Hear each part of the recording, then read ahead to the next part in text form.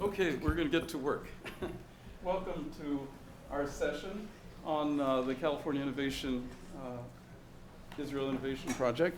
First thing is, in the words of our governor, be here now. Turn off your cell phones.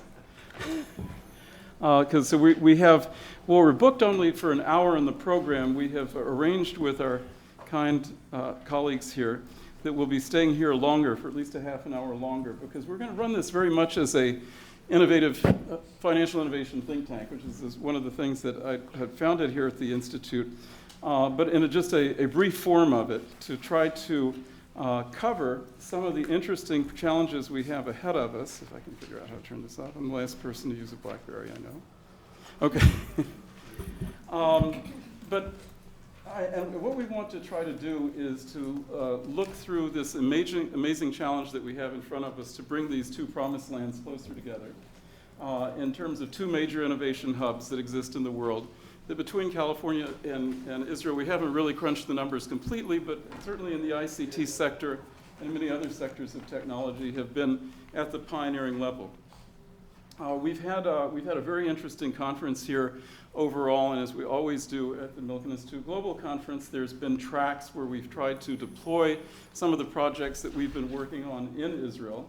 I spent most of my year over there in the last 5 years, and we have our fellows, some of our fellows are here in the room who have joined us. We have 8 of them here visiting from Israel, who are deployed into the National Economic Council, the Ministry of Economy, the Office of the Chief Scientist, Securities Authority, Finance Ministry, and elsewhere, working on trying to figuring out how to solve some of these innovation breakthroughs. In the panels we had a session on Monday where we discovered, finally solved the problem of the Middle East by defining ourselves out of it. It was on the Eastern Mediterranean. It was really a back to the future story about looking at the geography of the Mediterranean and figuring out that the commonalities, and the Senator Mary Landrieu and Ambassador Ron Prosor and Mehmet Sedam from Istanbul, looking at what the implications of the new gas finds are in terms of not only in terms of internal use in Israel or in Egypt or in Cyprus or potentially in Greece and other places that are in that beautiful area of the Eastern Mediterranean, but also what the export potentials are, the downstream development that's related to methanol or other types of feedstock inputs into new standard chemical industries that could emerge from that, and basically to disengage from what people had called the Middle. We went through the history of the Middle East. That it was a concept we looked it up on ngraph. If anybody's addicted to that on Google, and just type in Middle East and see when people started using it. It was just since the 1940s on. It was a naval officer of the British Navy that figured out they wanted to secure the trade lines from India, and that they needed oil to run the fleets, and so they looked at the Persian Gulf. And somehow the Near East, the areas of the Eastern Mediterranean, got included in that definition. When we were reacting against that in the last couple of panels we'd had last year on it, where we talked about 2-3 Middle East, how we disaggregate this in the Eastern Mediterranean. That was one panel. Then we had a panel on food security, where we looked at some of the breakthrough technologies as a general question of how we're going to get to a point where we can feed 7, 8, 9, 10 billion people on the planet between now and 2050. And Ambassador Kenneth Quinn was here from the World Food Prize in Des Moines, Iowa. We were celebrating the 100th anniversary of Norman Borlaug's birth and the whole Green Revolution. Norman Borlaug, who fed more people than anybody who's ever existed on the planet in terms of the breakthroughs in seed technologies. But then also non-GMO. Doron Gal, I don't know if he's still here with us. Doron here? Yeah. So Doron was on that panel. He's been working on non-GMO seed technologies that are high yield in wheat and in other areas that are very key and important for California and for other parts of the world. We had Ambassador Adesina from Nigeria, a number of other people talking about food. And from there, we've gone on to energy stories and talking about fuel alternatives, and as well as dealing with the questions of solar, and a signature panel we had yesterday on Israel as a global health beta site, and we're going to drill into that question. But I'm obliged here at some point in the global conference after the last 3 days to give you a report of what we do. So let me run through that as quickly as I can. If you go to slide 3, this basically just shows what the operating budget of our Israel operations have been and the types of projects we've been really privileged to work on with and through the Israeli government, from the lab we did in this room a couple of years ago to form the Sovereign Wealth Fund based on the gas revenues, to the trade protocol, 10-year financing facility for water and other water exports to China, especially in the farming regions, a $100 billion facility on waste treatment, taking some of the ideas about solid waste treatment from the United States, a small business program. Also in this room we had 2 years ago the Financial Innovations Lab we did on the Fuel Choice Program, which is now part of the Prime Minister's office, that gave the Prime Minister's Prize this year in November in Tel Aviv to 2 scientists from USC, to George Olah and Parat, blocking out on his last name, one of the greatest fellows in chemistry at USC, on the methanol economy, which includes not only gas as a feedstock, but also carbon sequestration, which the Chinese are perfecting as a new technology there. And then regional development programs, some of the goods, research goods you can see on the back of the table that we're working on with the regional economy, with the economic ministry. A social investment fund. We have Yulia Eitan here somewhere? Yes. Okay, Yulia Eitan, where are you? There she is. She's the Deputy Director of the National Economic Council in the Prime Minister's office, who's also key to the formation of this agreement. And this is a credit enhancement fund to fund nonprofits. So what we focus always is on if you go to slide 4, a lot of think tanks work on the what and the why. We try to focus on the how. This will set up what we're going to try to do today, of how to finance, how to build, how to organize, how to create the work streams to engage in some sort of solution. If you go to slide number 5, the way we do that, and we have some of our fellows. Can I have our fellows? Tamar, who's at the Ministry of Finance. Anybody else? There's Eyal Galkin. Eyal, pay attention. Eyal's been working on some very fascinating things in water and in irrigation and in natural resource issues.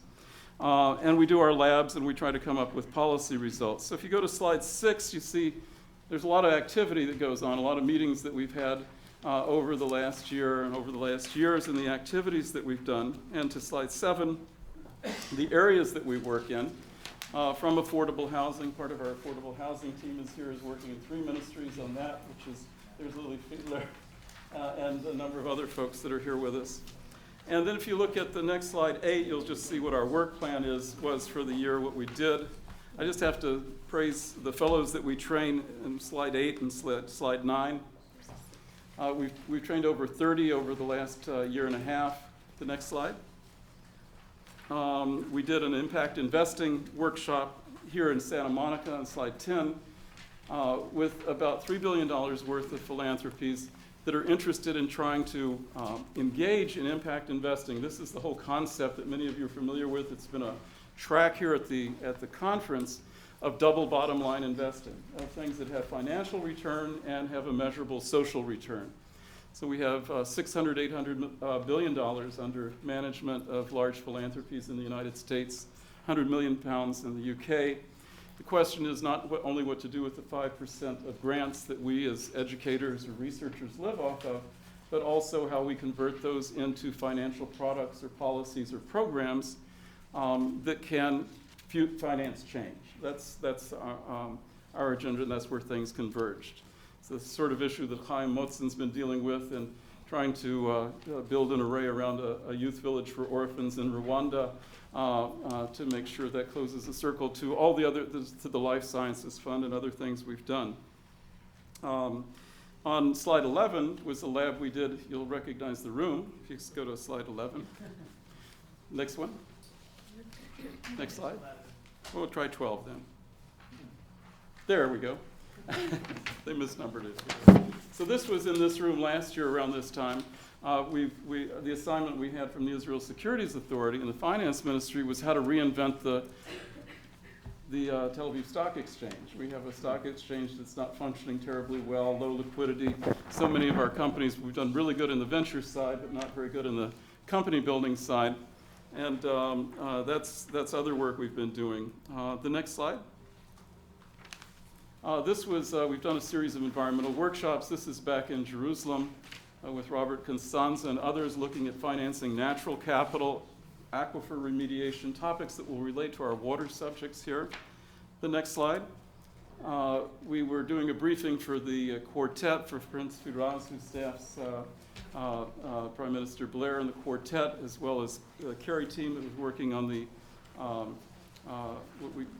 the peace process, on a series of rivers that we're working on. All the rivers in Israel are transboundary with the Palestinians and the Jordanians, and looking at rivers as a bridge to work on.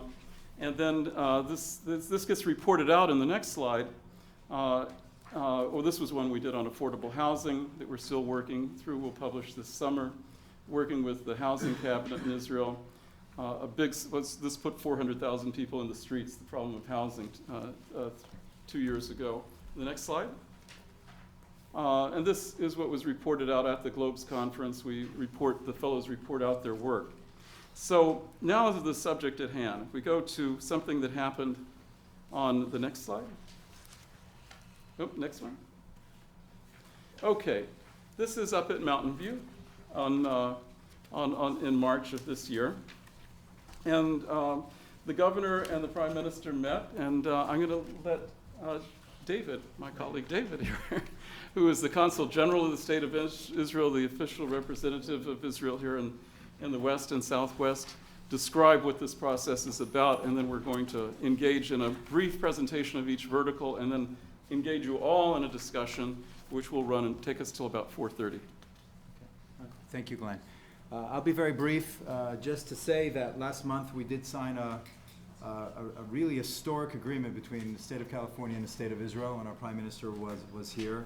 I think both our leaders, both the governor and the prime minister, saw that as a highlight of his visit to the West Coast. The agreement deals with critical issues such as water and climate issues and alternative energy and fuels, cybersecurity, agriculture, and so on. So there are many areas that are ripe for cooperation. We have a formal platform now that we've been working on for about 2 years. So we have the government-to-government pieces that are beginning to come into place. I think the purpose of coming together here is to think of what we can do both on the intergovernmental and interagency levels, on the academic level, and certainly in the private sector and the corporate level. So we have a need for creative thinking about what kind of task force we'd like to see on all of these areas, including medicine and biotech and serious opportunities. Both this agreement, the city of Los Angeles is already discussing a motion now to create an Israel-Los Angeles task force on pretty much the same issues on water and the environment. So the legislators are waiting, once they finish the budgeting process, within 2-3 weeks, they want to come back to us and talk about staffing this task force. So the opportunities are there to really bring these two innovative economies and technology hubs together to do much more. We already have big success stories here. The largest desal in the Western Hemisphere is involving an Israeli company, IDE, down in San Diego. The largest solar project in the world, which is BrightSource, is right here in California as well. Netafim, which is one of the largest drip irrigation firms in the world, is the U.S. headquarters is right here in California as well. So we have anchors, opportunities, and again, it's not every day that we have something to celebrate and a real opportunity to implement something meaningful. And this is what we'd like to examine with all of you. Thank you.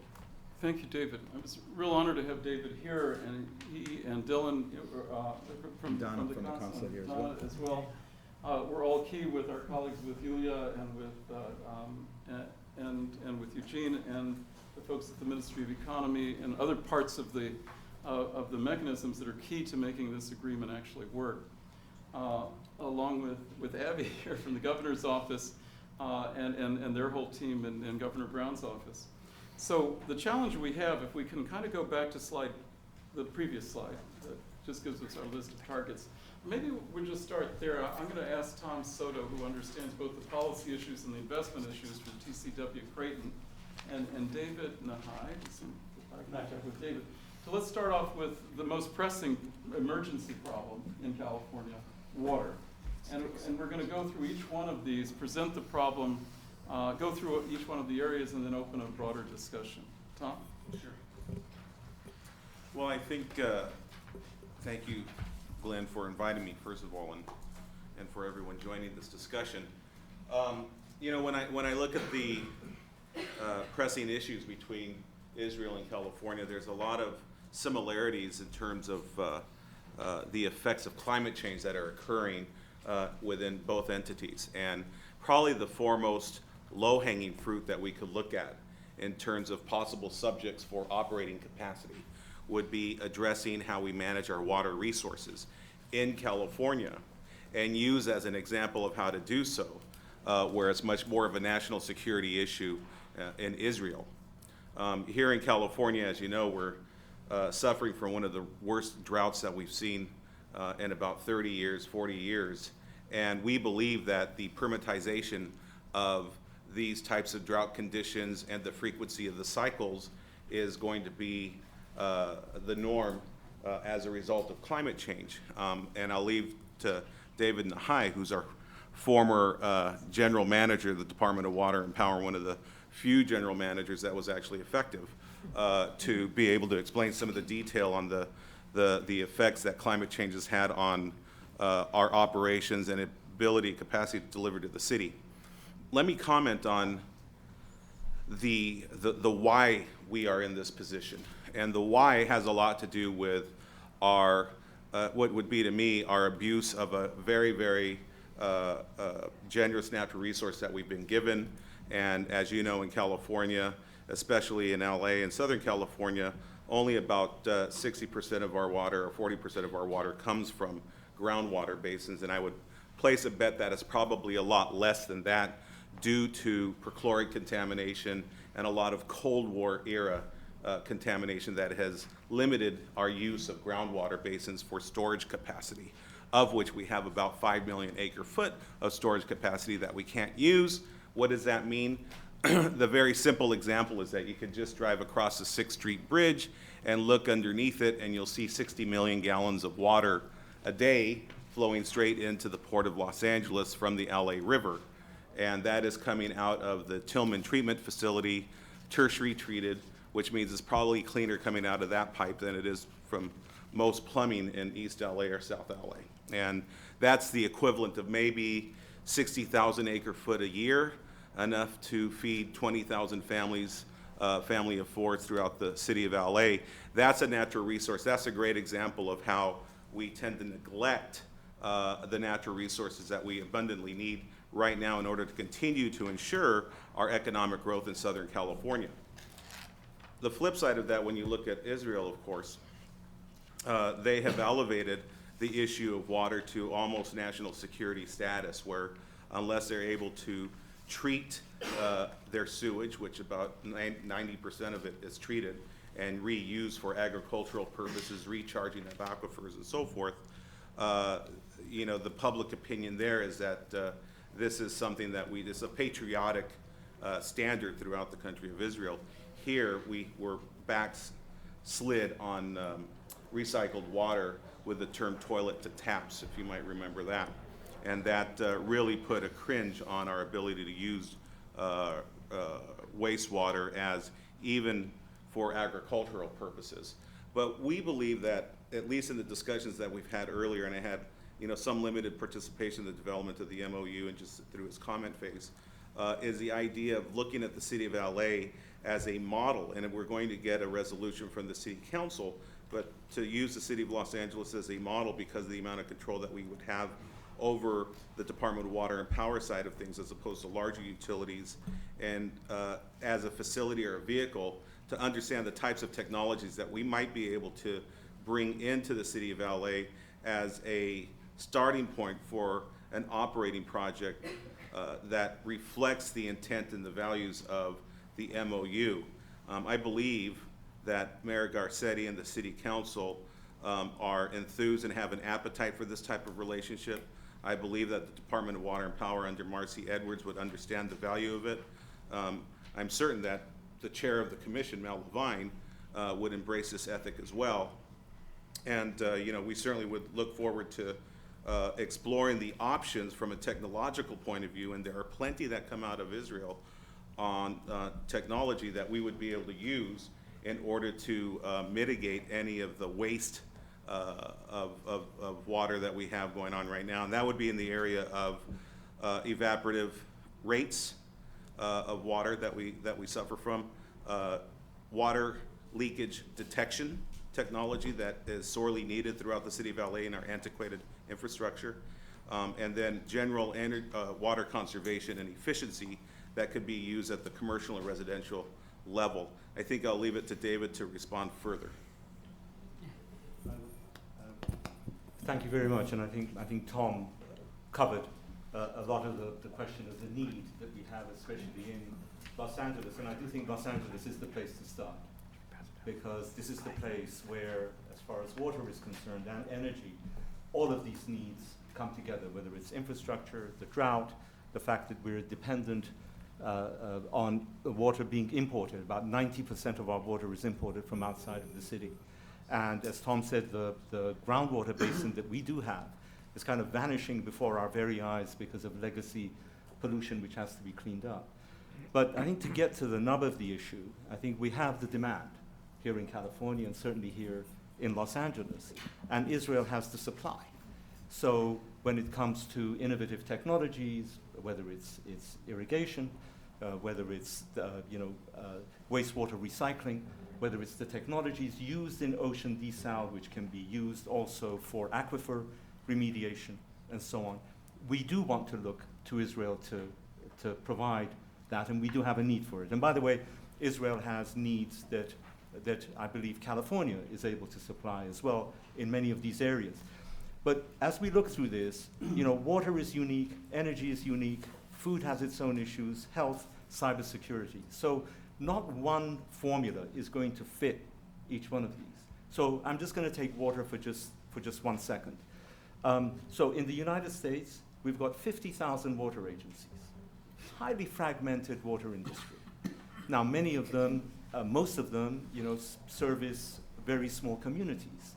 A number of service communities of over 10,000. Here in LA, we have the Los Angeles Department of Water and Power, the largest municipally owned utility, which is the monopoly for the city. So if you've got the supply, you've got the demand. Now the question becomes how to marry those two. And in order to look at that marriage, you have to look at each one of these industries separately and kind of analyze them, dissect them, and see where the barriers to entry might be. Now, we already have between the US and Israel many relationships in terms of trade. We house here in Los Angeles the largest Israeli population outside of Israel, and a very active and a great contributing community. But if you're going to have Israeli water companies play in the water sector in California or in the US, the understanding has to be that you're dealing with the government.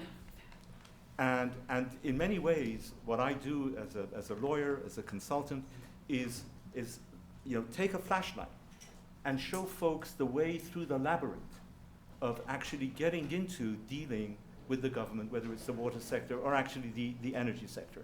And that means understanding how a tender process works, because most of these projects will be done through an RFP, understanding how a utility raises rates, where it gets its money from, how it actually makes the decisions as to where it's going to invest, understanding how to establish a presence, how to deal with local bid preferences, how to communicate with all of the different constituents that have an interest in what LADWP does. It's not just what the general manager wants. It's what labor wants. It's what the enviros want. It's what the business community wants. It's what the neighborhood councils are interested in, because this is the utility of the city of Los Angeles.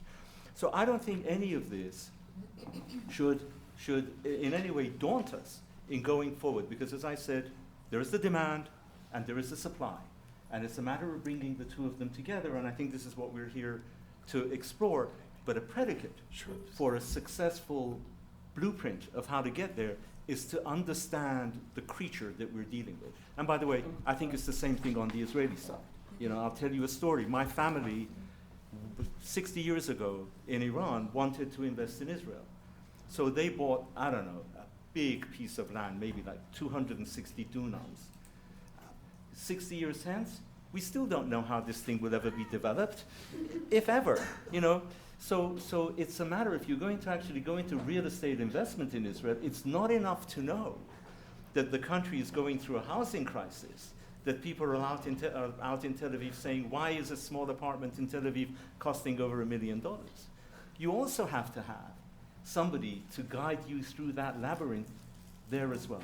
So I think this is a marriage made in heaven, but even marriages made in heaven need to be brought together. I think what we found on all the assignments we've had from the Israeli government, be it the Sovereign Wealth Fund or the Fuel Alternatives, when there is a focus like this, a laser-like focus on this, we can get a fast track on all of these issues. But And what this particular topic of water does one other thing. especially in an emergency like this. In an emergency like this in particular, because the other emergency that we have is if you take our renewable portfolio standards to heart, is that one. And if you quantify all the associated electrons generated to move water, treat it, place it, it's whoever you believe, it's anywhere between 4 and 8% of our electricity use in California, which gives us an additional reason to begin to examine this question, which, as David had highlighted earlier, Bright Source is a 350 megawatt facility in Ivanpah, and that's the largest solar facility in the Western Hemisphere, and it's an Israeli-owned facility. The desal plant that we have in Carlsbad is a $1 billion facility, and that's providing 2,700 jobs in the development of the project, probably about 500 jobs associated with its life, and that will be a symbolic stake in the sand where desal in California is a new and operating standard on the balance sheets of local government to rely on as a cost-effective approach, not just a technological approach. It is being done right now for $2,000 an acre feet, a foot, but if you could believe it, MWD water is anywhere between $800 and $1,100 an acre foot. So there's a lot of reasons to have this discussion and begin to embed into the genetics of local government the need to begin to think globally to access capital and technology for partners that could bring solutions to their taxpayers, residents, and constituents. Let's shift over to, question. sorry, sure. Yeah, it's very interesting, but one of the outgrowths of the fragmented market is just, normally we're supply and demand on areas at price. One of our problems in California is that the price, is disproportionate across the state. I work for the University of California, and our 10 campuses, it's orders of magnitude different between Riverside and Irvine, which are just 50 miles away. Is that why you want to start with LADWOP or MET? Because it seems like without the price, you're not going to have the ability to drive investment. Well, I think we need to start with LADWP and the city of Los Angeles. Well, let me just back up for a second. They did a survey a while back about what were the top things that kept water managers awake at night, right? And they were climate change, infrastructure, the need to find new sources of water, the need to find new sources of money, and new environmental regulations, right? But this varied, right? Somebody in New York won't care so much about new sources of water because they have the Catskills. Yeah. San Francisco may not care so much because they have Hetch Hetchy. But if there's one place in the United States where all 5 of those things are a priority, it's right here in Los Angeles. You're a big advocate for Los Angeles. We're going to come back to it. But we've got a whole state here, 37 million people. I just wanted to say one other thing. Another Israeli company of great note is Ormat, which is a leader geothermal developer in the western United States. We'll come back to water. But we need to go to slide 21 and talk a little bit about health, which, as many of you know, has been another main track here at the global conference, the issues with faster cures and the new school. If we could go there. And I'm going to ask, and this was one of the topics that Leonid and Chaim participated in yesterday, and some other folks on Israel as a global health beta site, and what would be the barriers that we could focus on, especially during this transition period. I'm going to ask Shlomo Mlabed from Cedar Sinai, who has feet firmly planted in both hemispheres, in Israel, in Israel and in California, to just talk about some of the issues on the health track, because we have a big delegation here from the life sciences industry in San Diego and elsewhere and up in the Bay Area. Thank you. Well, I'd like to talk about three things on the health track: medical training, aspirational ideas. I'm going to end off with a wonderful success story, which really consummates the spirit of this whole agreement.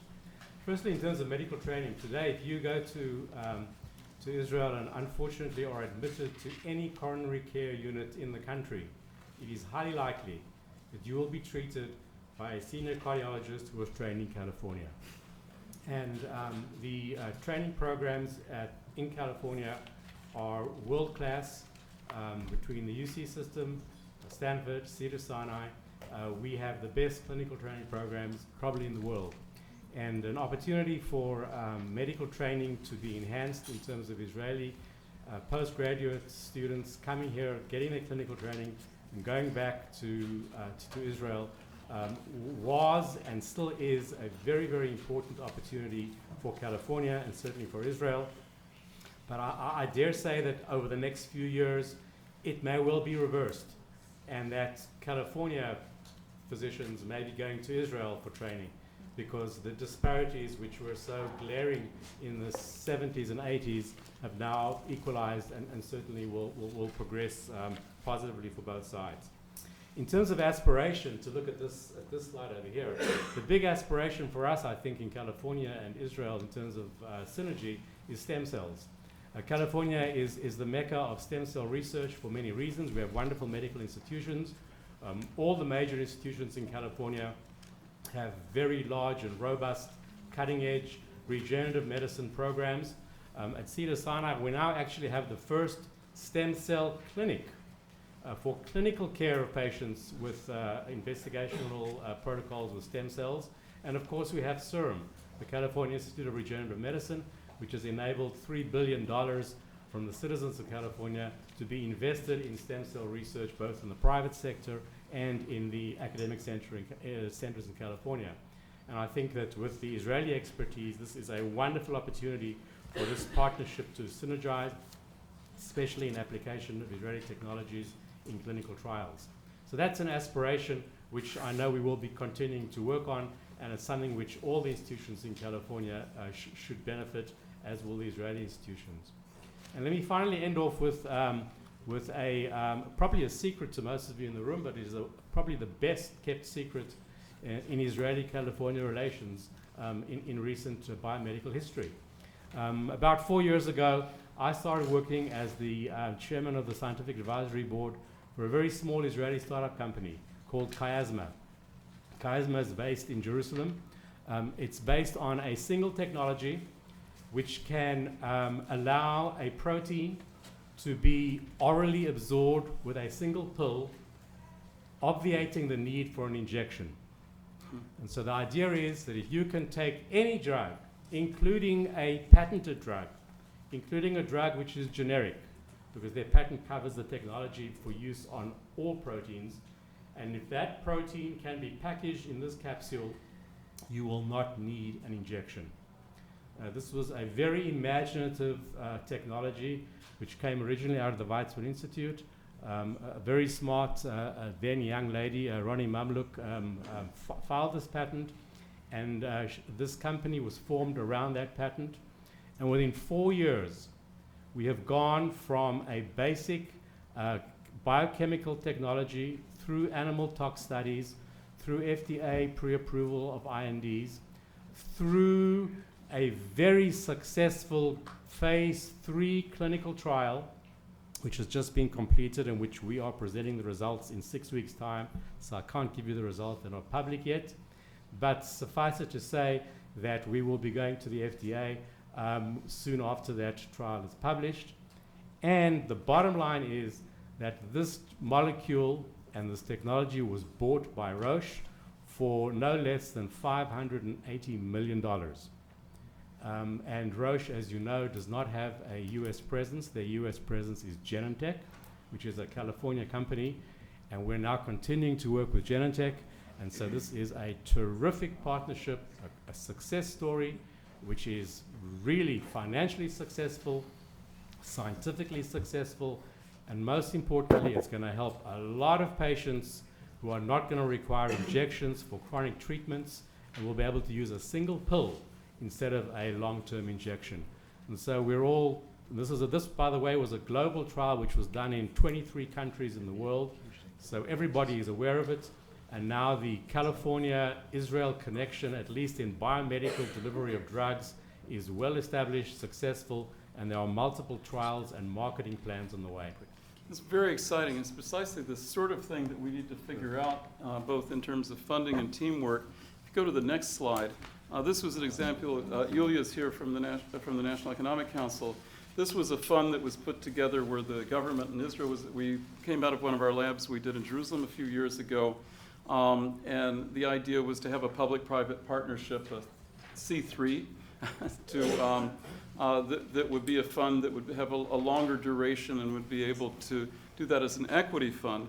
This challenge that I want to come back to and speak with Leonid and with Chaim Bitterman, who were on the panel yesterday, is the next slide, is a request from the Office of the Chief Scientist, if we could put together, and it would be really dynamic, we could put that together with California and Israel, a super biofund that would deal with this type of accelerated patent commercialization that we can talk about. But before we do that, because I want to also get to Norman and to Dr. Amram, but to use a case in the development context, if Yariv Cohen, who's here with us from Kenat, to talk about how this could work in the clean tech area. And then we're going to open it up for broader conversation after I get responses from Martha and Nathan about this, please. So I'm here a bit to bring the emerging market economies. Now, in Israel, we believe we are the center of the world. And when we go in America, kind of everybody tells us that. When you go in India, in Africa, in China, they haven't necessarily heard 49. 40, well, let's see, it's 47. So in those places, they haven't necessarily heard about Israel. They heard about Israelis smart. They heard about startup nations, some of them, but it doesn't really touch them. They don't necessarily know how it fits, how it improves their lives. On the other hand, they did hear about California, and not just the movies and startups and technologies, but also what invented in California means. So the way I look at it is Israel is kind of the startup nation, and California is the scale-up nation, where there is access and there is applicability. And Glenn wanted me to chat about a bit scaling up and clean energy. If we can go to slide 49. There's not a slide 49. I'll help you. I'll be right there. Go ahead. Just keep talking. So this was a project we did between Israel and India. It started with a need. So Israel trade with India is probably a fraction of what it could be. We're talking about 1.2 billion people and less than 1.5 billion non-military trade. And the notion was, how do we fill this gap? How do we look at what is the real problem? And the big barrier for Israeli companies is market access. And market access, more specifically, access to fast-growing SMEs. Why SMEs? Because when the big trading companies come to Israel, if they heard about the startup nation, they're not there to partner. They're there to buy. And I can let you imagine what happens when an Israeli entrepreneur meets a savvy Indian business person. Many times it doesn't add in the deal, but we will never go to India and we will never come to Israel. And the idea was how do we fill this gap? How do we find the right local partner that can really give us the access to SMEs? And we partnered with the Small Industries Development Bank of India. Their task is to increase the TFP of SMEs in India. And we have the country that knows how to do it, Israel. And we work together on finding a solution that doesn't just address the capital needs, but also address all the other issues that the companies face. So access to the SMEs, finding the right ones, the one you can close a deal, the one you can coach. Negotiation support, the negotiation styles are not necessarily compatible between the two countries.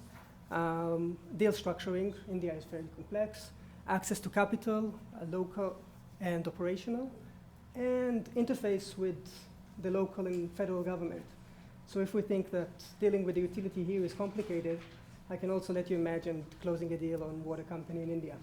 And we've built a solution, decided that the best vertical to start is companies with mature technologies, so companies that have been through the hubs here, have sold in America, have the ability to market, they just need the boost in India.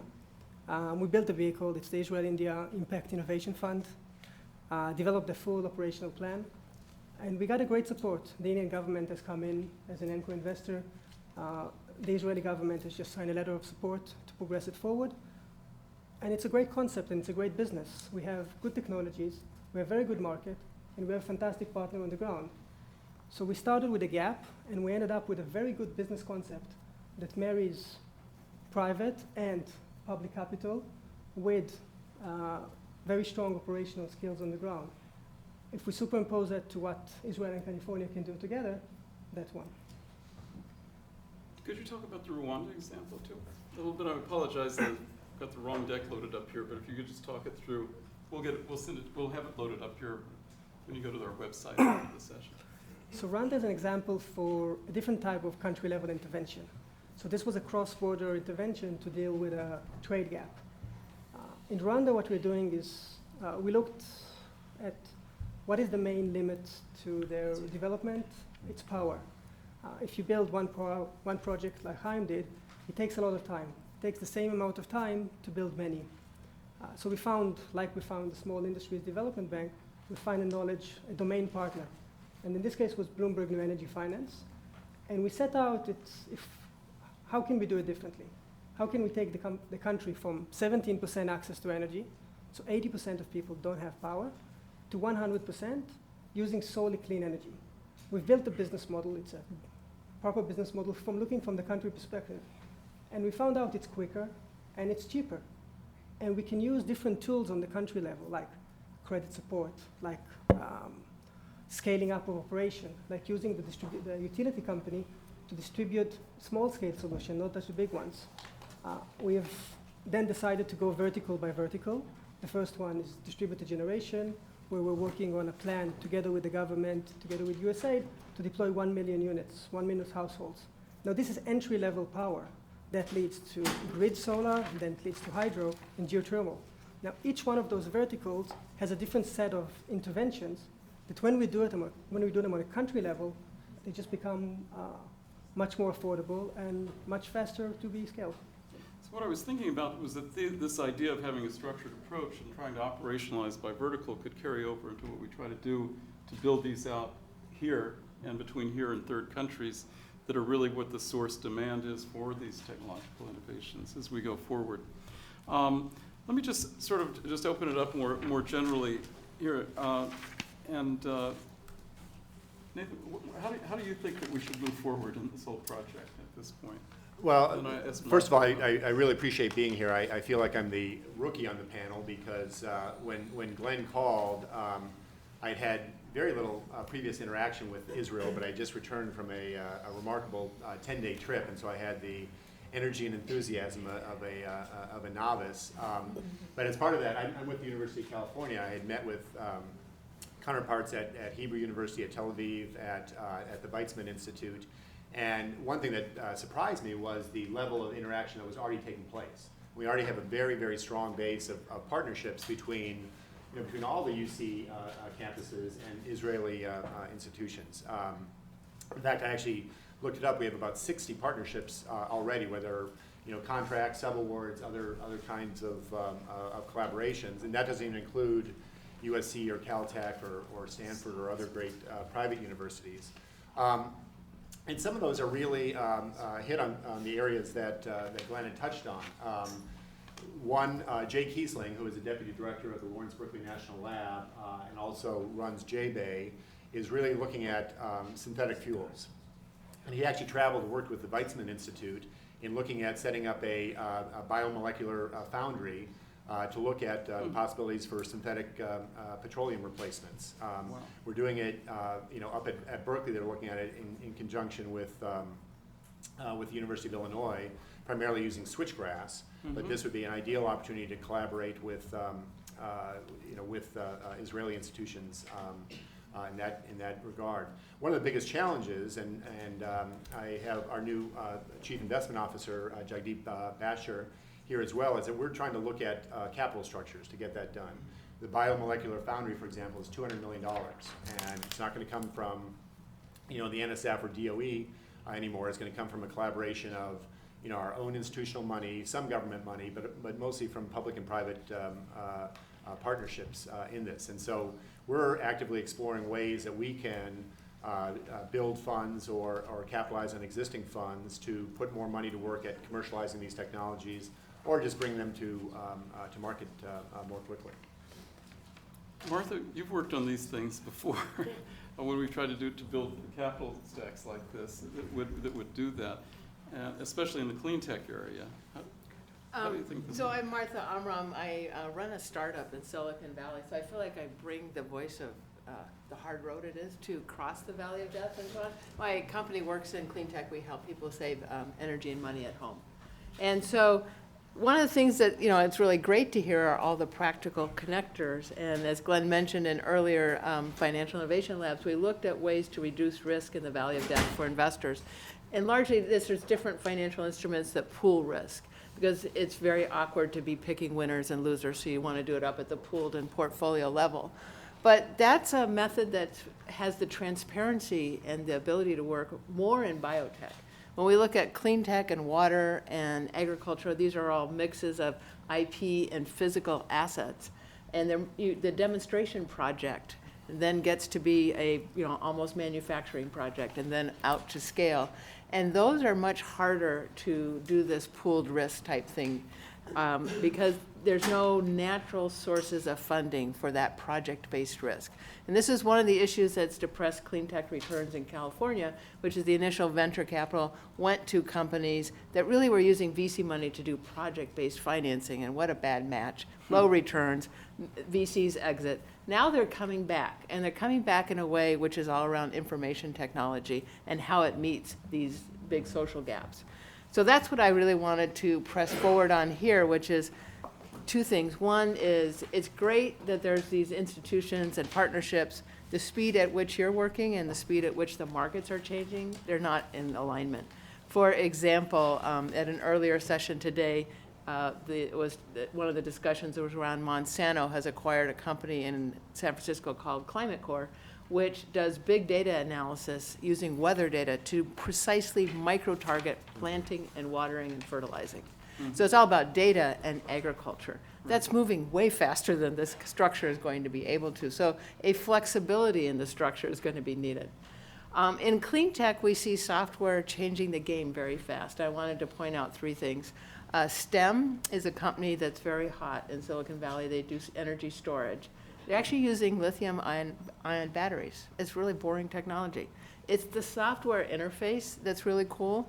They've figured out how to attach the battery to the grid while always being a net user of the grid. That means they don't need any utilities permission. That's really important for a business model. And so the software is enabling rapid adoption and scaling. Many people in California have been offered a solar lease, which is a way to pay for a residential solar system with no cash up front. Someone else owns the property, you're just paying it out as it generates electricity. So those kind of no cash up front models, again, rapidly increase adoption. The Public Utilities Commission in California is moving fast forward on storage, and also shared solar. And shared solar is a concept where you install a commercial-sized solar installation. You divide it up through financial engineering into pieces, and you attach the piece to a residential meter. So it's as if, by all financial appearances, you had solar on your roof, even though it's not. It's over somewhere else. This makes the solar market 5x what it used to be. So in 18 months, California will be a shared solar state. Will look really different. And then it comes home when you think about the cost of driving an electric car versus a gasoline-powered car. To drive an electric car 100 miles, with our current electricity rates here in California, is about $3. To drive, your normal gasoline car is going to be about 16 bucks. With solar, that $3 gets even smaller. So when I think of the ways to do innovation and collaborate with Israel, obviously I'm talking about things that could really have roots there, but it's not just the technology, and it's also, it's about these innovative business models and using the momentum of the regulatory structure in California, which is pushing shared solar storage and other things, to give Israel a free ride on those coattails. And so that could be an opening in the access to market story. You know, I appreciate those comments because, as Glenn knows, for many, many years I've been as loud a voice as I can on the need for maintaining the integrity of the regulatory framework that are health-based standards, that are renewable portfolio standards, because in our business, that helps the CalPERS and the CalSTRs of the world who get behind us insurance that there's going to be a long-term market.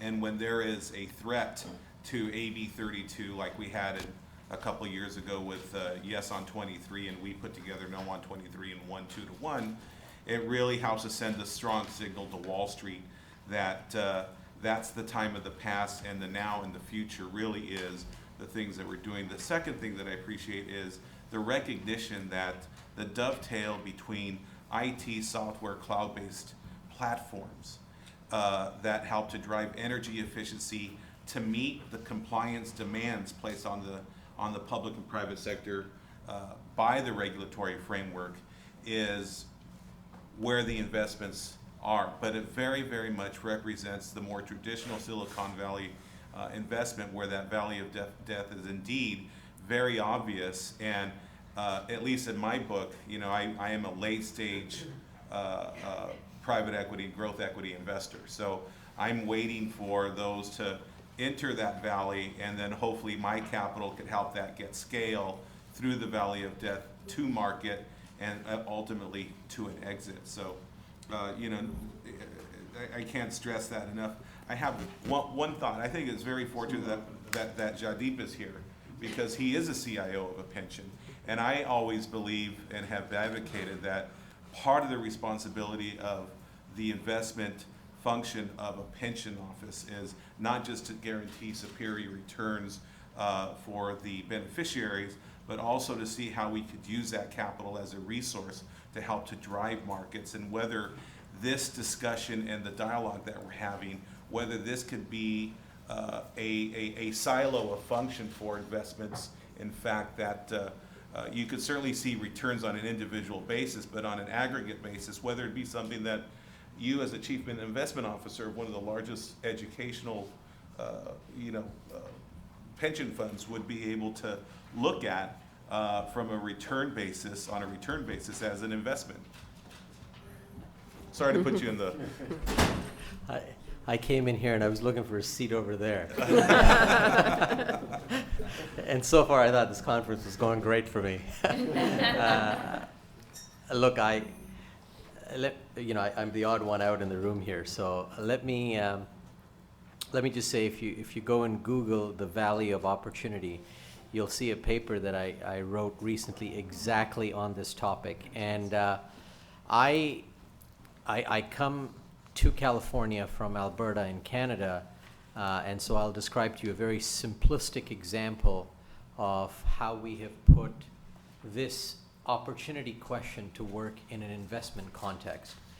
The preamble is it is very difficult to make money today if you have a short to midterm perspective in innovation around clean alternative energy. I say that from a little bit of experience at doing this. And even those venture capital funds that are invested in this sector are making more money from their IT and social media parts of their portfolio overall. Having said that, I think because these investments and innovations are long-term in terms of the impact and the cycle it takes to make these companies successful, unlike a Google or a Facebook, they are nicely suited to the investment portfolios of long-term institutions. And that's where sovereign wealth funds, pension funds, endowments come into play appropriately. Those institutions that have the ability to invest directly in these types of assets, and I say direct because if you simply think you can give money to a venture capitalist to do this, in there lies the problem. A venture capitalist has a 10-year fund cycle, They can only put up to $50 million, let's argue, in any one company in that fund. Even if they do have $1 billion fund, that's in energy. How much can you put to work in any one energy innovation? Some of these companies require hundreds of millions of dollars to go from startup nation to scale-up nation. And when you do that, you need long-term capital with deep pockets and patience. And frankly, institutions like ours, those are the only two competitive advantages we have: cash and patience. You can marry that very nicely with this opportunity set of energy innovation. And so what we did was we recognized there's this incredible opportunity. There's a valley where no one is picking up, and there's a gap in the marketplace because government and others are running away from it for all the obvious reasons. So I was able to bring together Alberta, Abu Dhabi, and New Zealand, and we put together a $1.2 billion innovation fund. Then we went to the venture capitalists in Silicon Valley and we said, look, you must have some incredible companies that are just at that point where they need capital. We're not going to pay you any fees, but we will give you exclusive access to $1 billion. You give us the opportunity to cherry pick the best of the best, because we do want to create the Googles in energy. And right now we don't have that. And I think until we have that, we may not be able to feed that ecosystem to make these companies ultra successful. So we've done this. We've deployed $500 million. We've done it in a few names, but we've cherry picked them from all these VCs in Silicon Valley, or a few of them, who've grown some of these companies to the point where they need that capital. And I saw in one of your earlier slides, you've got a $20 billion sovereign wealth fund. So I would encourage, as you're thinking about these innovations, and you're thinking about the scaling up of these innovations, you shouldn't think about, the hedge funds or the private equity marketplace or the venture capitalists. You should really think about aligning institutional capital, because there's a great need to get long duration assets to match the long duration liabilities. And anyways, everything I've described to you, I think is an opportunity, but you have to be patient, because you still have stakeholders who are looking for a return. And the first time you lose money on any one of these things, it becomes a headline grabber. So you have to do this very carefully, and that's why I think doing it at arm's length does help.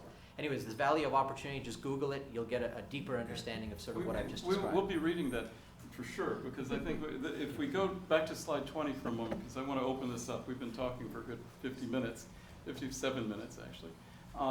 Back to slide 19, because this sets it up the problem exactly, but this is a partnership and an alliance. It's the one that says next steps. It should be slide 20. There we go. So let's open it up at this point, I just think, for a broader discussion, because our challenge is somebody's got to absorb the transaction cost of putting together, of filtering, getting the information, the business plans, the project plan, the point that Martha was making, comparing business models that would be attractive to be financed. This is the work of what our institute, which the university system, we need to have a small army of people. It's, I don't know if the analogies are here. We're not talking about creating the Marshall Fund or something. We're trying to do a Manhattan Project that targeted on development challenges for global stability in water, energy, health. Glenn, before you open it up, I wanted to just re-emphasize the point that Martha made, which I think kind of got lost, which is key in the energy sector, which is the importance of regulations. We wouldn't have Ivanpah if we didn't have a 33% renewable portfolio standard. Mm-hmm. And now, as that standard is getting reached, we're now turning to storage, we're turning to distributed generation, we're turning to other demands in the marketplace that are really primarily driven by the regulations.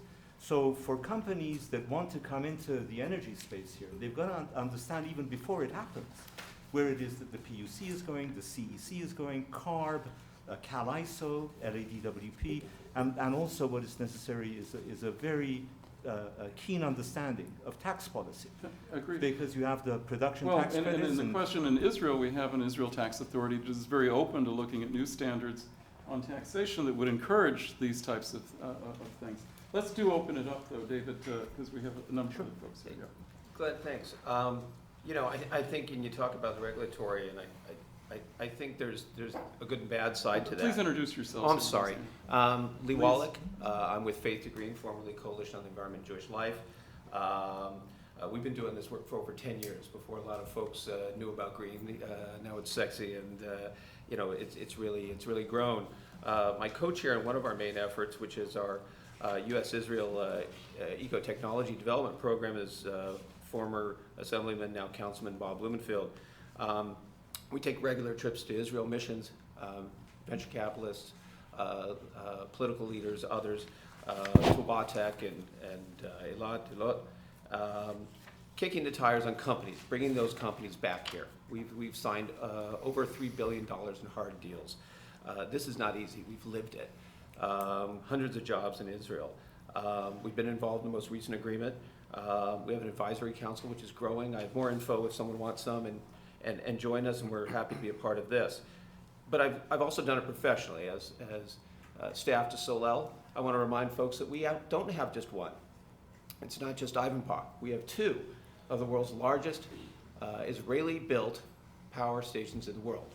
The SEGs, the troughs that are out in the Mojave Desert, were the first in the world. 350 megawatts, Israeli technology. Had its bumps, but it's in there. I was Solel's rep for almost 10 years here in the U.S., and a number of other companies since. But the struggle that we had was the inconsistency. And money, tell me, Tom, likes a little bit of consistency. Regulatory, personnel, financial, our leadership, the ITC, our tax. We need to also spend some time focusing on the consistency of that, because some of these Israeli companies say to me, I'd rather go to China. I'd rather work in Africa. I can make things move a little faster. So that's one of the difficult times. I also want to add, you're right. Some of it is cultural. Some of it's trying to get people together. It might sound like a bad joke, but can I ask though, that we focus our comments on how we form work teams? Well, that's what I'm saying. These work teams need to focus on the legislative. They need to focus on bringing people together, but also helping them to work together. And you get Israelis and U.S. folks at the table, getting some Israelis to understand that everything they put on the table is going to be public knowledge. There are some real specific work teams that can help bring those Israeli companies here, but the devil's in the details. It's really in the weeds, and there's experts in a lot of those areas that that can help market access. Monetary. I would agree with that. The reason why is because what happens is the fossil fuel industry always looks at the soft underwhite belly of the regulatory structure, and it's their ability to influence the legislative function. And so we're constantly doing battle to maintain, whether it's AB 32, and what they'll do is they'll just attack it by amendment. So we're constantly in there. And I think one of the things that I would offer, and I know that Lee has been very involved in this side of it, is to remember that, if there's any example of taxation without representation, it's really the state of California. You have 40 million people, and you have an upper house with 40 members of the state legislature, the lower house with 80, and of those, it's probably like 10 people that are running the state, and the governor. And of that, you have 26 members of the Latino caucus who control the vote on who gets chairmanship, speakership, pro tem, and that drives.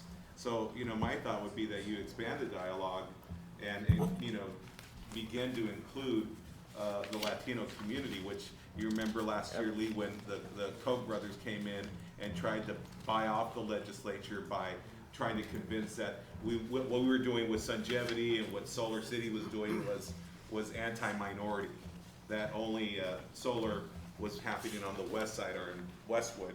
And so we went and attacked that and got Bradford and others to understand, let's not play ball that way, and we won. But okay, we got to open this up a little bit more and talk about how we organize work streams. I would like to solicit that from folks broadly. We know there's a policy process. We're not legislators here, but we are business and research people, and we can absorb these transaction costs of trying to understand or build models. Talk about maybe in big data, Chaim Ditterman from Talit or Leonid, what can we do between these two sectors? Say, go back to the health question.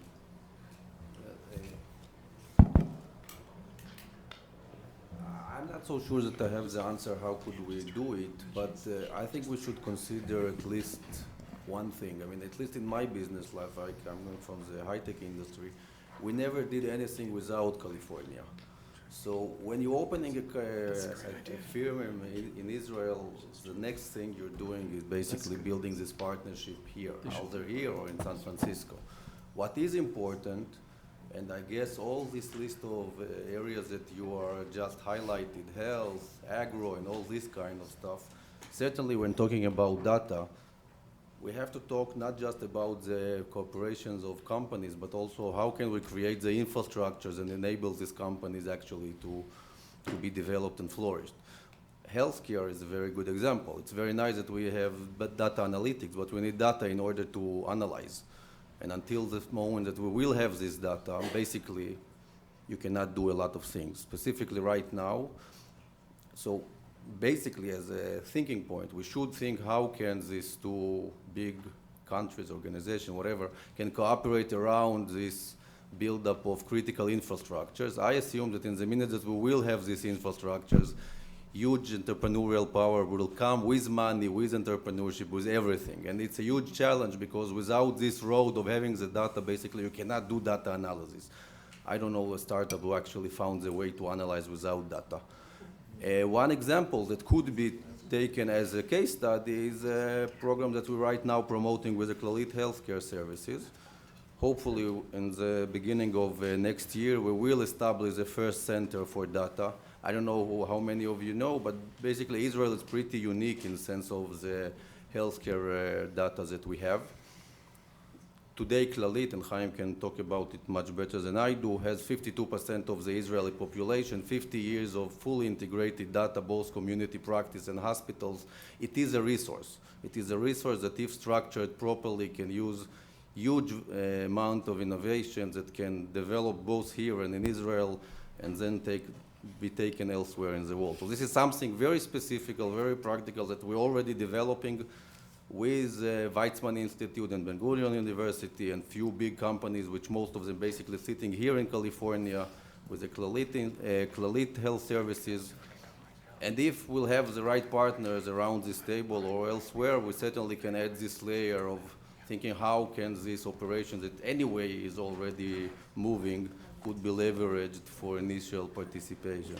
Another aspect that I would suggest is to think exactly about the same challenge that we are facing with health, just moving it to the agro/food environment, which much harder to do. But again, in order to do data analytics in health and agriculture, and to do it on a wide scale and not to put it on a specific firm level, there is the infrastructure that should be developed. Slide 30.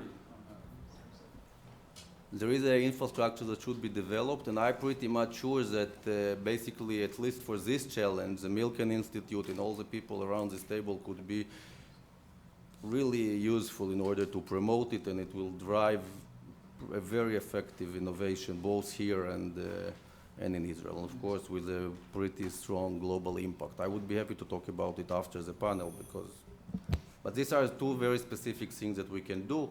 The health, of course, is much, much easier because we're doing it anyway, so here we just have to find the lever. I think some of the discussions that, is Dorman still with us, or did he have to go to the airport? On the ag implementations and agritech, and on food, we also have a lot of big data applications of tracking the sort of things that Martha was talking about, where we have satellite data, we can look at different types of things, determining that. And that's maybe where a development impact bond could come in. I wanted actually Yaron Nordorfer, because social finance in the UK has worked in Africa and some other places to do that. And we go back to the example of what Chaim and also Yariv have been working on in Africa. But how would that work? How could we use a development impact bond that could be jointly done and structured around the deployment of some of these ag techs on food? Just start talking. Yeah. Okay. So I'm not sure I can really comment on this because I just came in. I had some complications with my luggage, and but yes, we partner. We are actually a sister company to Social Finance UK and US, both that are doing already social impact bonds here and in the UK. There are some number between 25 and 30 social impact bonds developed already and running in the world. And the next phase that we do enter in as a whole network of social finance is really development bonds. The first ever development bond was launched 10 days ago, actually in Africa, around, I think it was around malaria, fighting malaria. We have presented at the G8 forum in London in December a social impact bond. It's actually a health impact bond that is tackling type 2 diabetes that was developed between us and again Kupat Cholim Klalit, which is a good partner for it, partly because of the data that is being able to be analyzed and used to determine who are the patients or who are the pre-diabetics to receive this kind of program. Development bonds is really good tool to bring in investment into areas that suffer from underinvestment and only pay for positive and outcomes that are measurable. So I think if we go into the details, we can do get that. Yield numbers on ag and Maybe one small anecdote around this. After we presented at the G8 the idea of social impact bond to tackle type 2 diabetes, we were approached by the Palestinians to teach them how to develop such a model. The rate of diabetes there is even higher than in Israel, and it's high everywhere. It's around 11% of the populations either are diabetics or pre-diabetics. Most of the pre-diabetics don't even realize they suffer from they are pre-diabetic.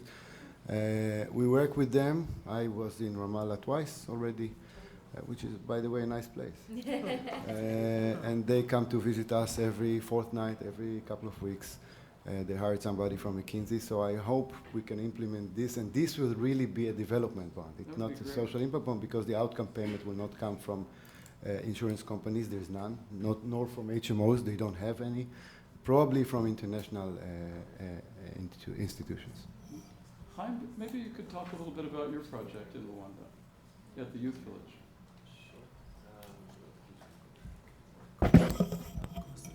Building Rwanda has a problem with. Sure. My name is Chaim Motz. I'm managing director of a company called Gigawatt Global. Rwanda has very, very little energy. They only have about little over 100 megawatts of energy on the grid. About half of it comes from diesel. So they desperately need energy. They desperately need energy quickly. For a population of about 12 million people. We came into Rwanda, found a great local partner, partnering with a youth village that's actually Israeli-inspired for orphans of the genocide and beyond, modeled on the Israeli model of youth villages after the Holocaust. At any rate, the government clearly needed the energy. We found the land, we did all the studies, negotiated a agreement with the government, and then had to finance it very, very quickly. And we financed it in February of 2014 after signing a deal July 2013, and now we're under construction and hope to be on grid within 3 months. So it'll be about 8% of the generation capacity of the country. And do they have existing transmission and distribution? So they have existing transmission distribution lines. They recently upgraded the last couple of years, partially through Japanese money, and they are able to accept this energy on the grid. It'll probably be, I think, the largest one-time impact of renewable energy, of intermittent energy source on a grid of this size, but I think it'll work. What do you think, Yari? It'll work.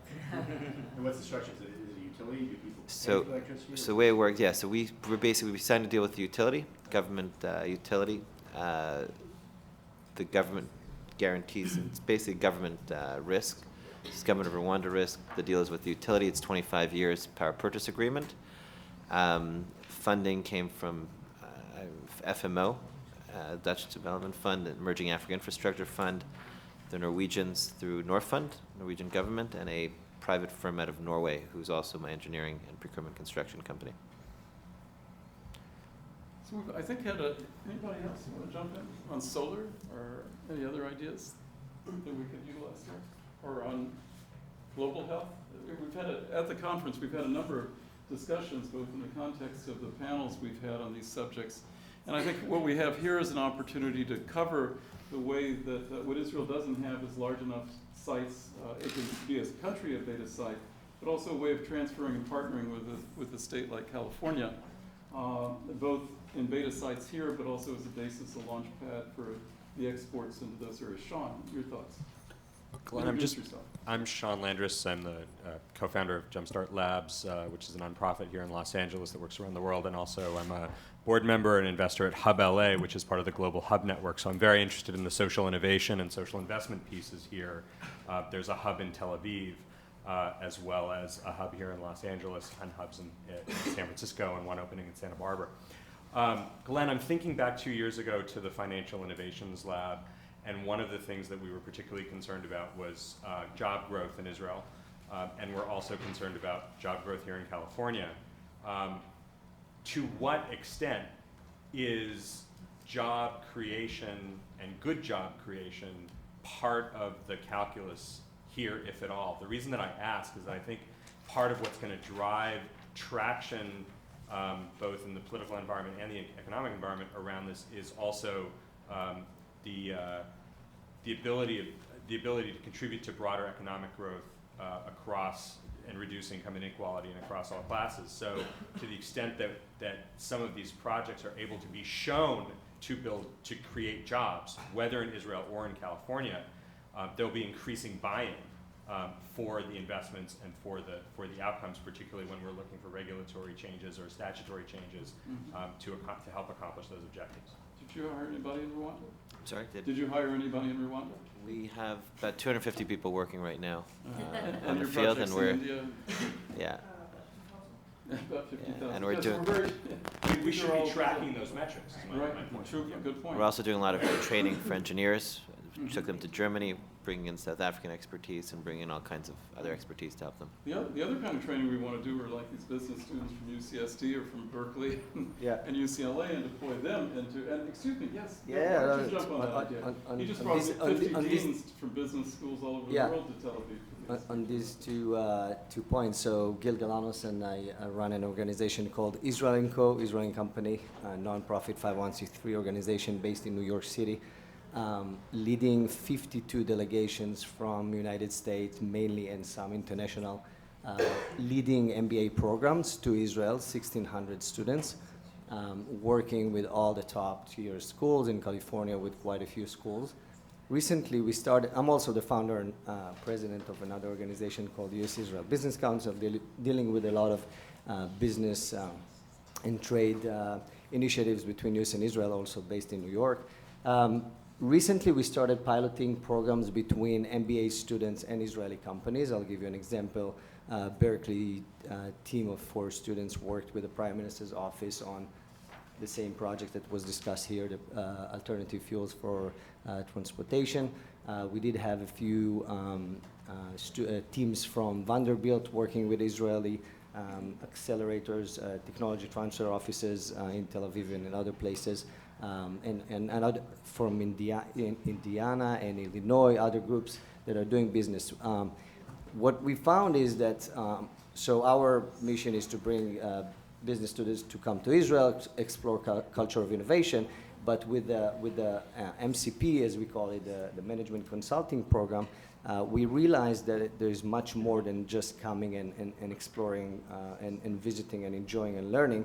There are actually some businesses emerge out of that, and of course they help the Israeli companies grow and penetrate the US, and if you do it with schools and students that are based in California, the natural next step is going to be these companies are going to want to come to this area. On top of some of these students that normally have never been to Israel, have never even thought about it, they start connecting to Israeli companies and representing them here. So you have jobs creation in the first place, and then the companies are thinking about coming to the US and coming to the same area that they were, just because that's what they know, and it's already easy for them.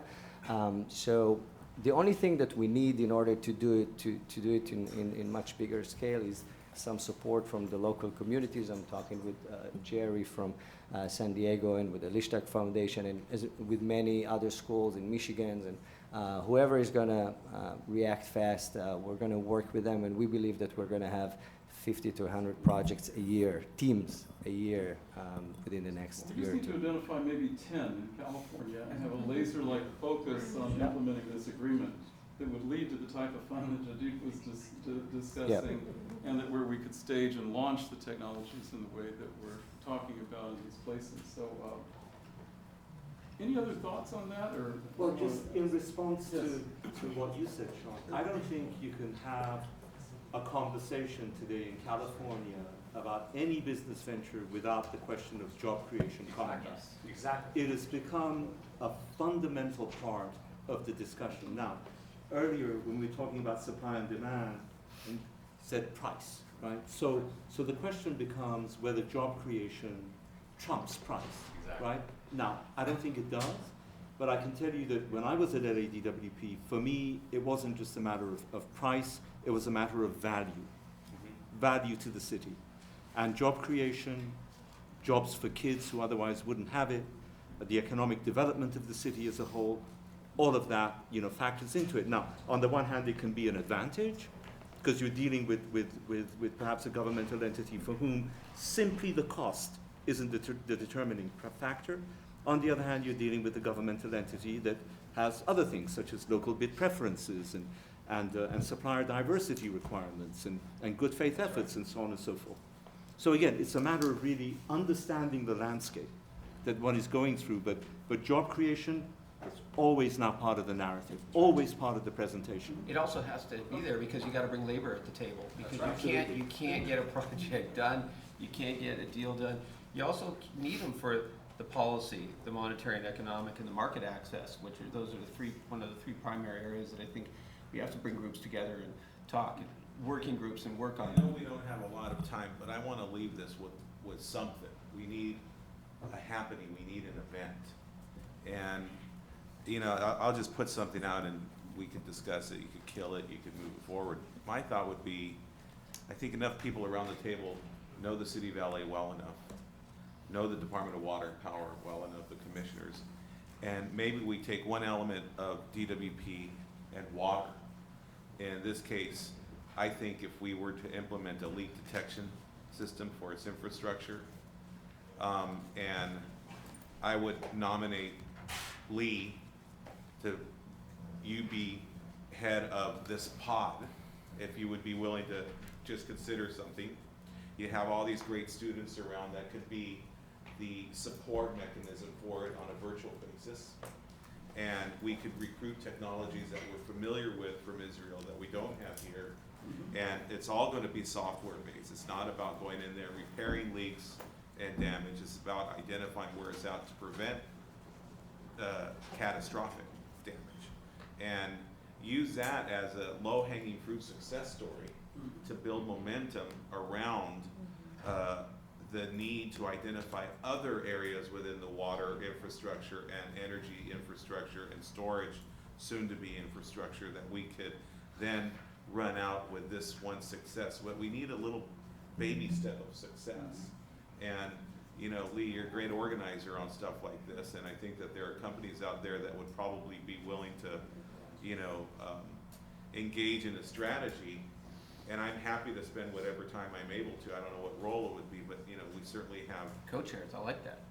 happy to Well, you can't put it out happy to there. do it. And I see all these young people around and use their resources to build the justification for it, and they could learn a hell of a lot about how to implement something.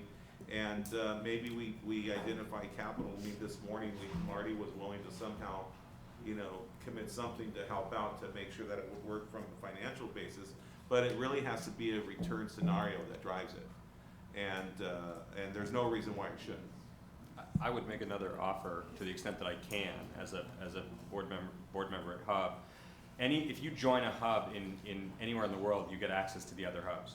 And when we think about MBA students who are starting new ventures in the social purpose space, so what I'm imagining is if we could do an event that was in Tel Aviv and Los Angeles simultaneously, and we could draw in some of the startup entrepreneurs who are social purpose focused, we could potentially make that happen and create the kind of public attention on the entrepreneur side for some of these efforts, if that's helpful. It is, and Any, Clean Tech LA is very interested in that. Yeah, Any and other, we're working with these are all Mixed very Workstation. helpful ideas. I really appreciate what everybody's. I think it's all great. I'd like to have a second industry besides water, because water has such bad pricing, it's hard for anybody to make money at it. So we need something with more lift. Yeah, I realize that. I think in this case on leak detection, you know, the revenue model is not gonna be on the cost of water, because there are two things that we're always missing in your game and my game. And that is, we don't have a price on water, we don't have a price on carbon. So we're always fighting the middle against itself to figure out how we get revenue generated in a positive EBITDA. In this case, I think it's a software-based play that you use to identify these leaks, and then, you know, basically monthly or recurring revenue models. You know, but I agree with you. Great. I want to be respectful for everybody's time, but I think we've got some basic ideas lined out, and we will try to regroup into some form and stay in touch with everyone. And thank you very much for being at the Milk Institute Global Conference. Thank you.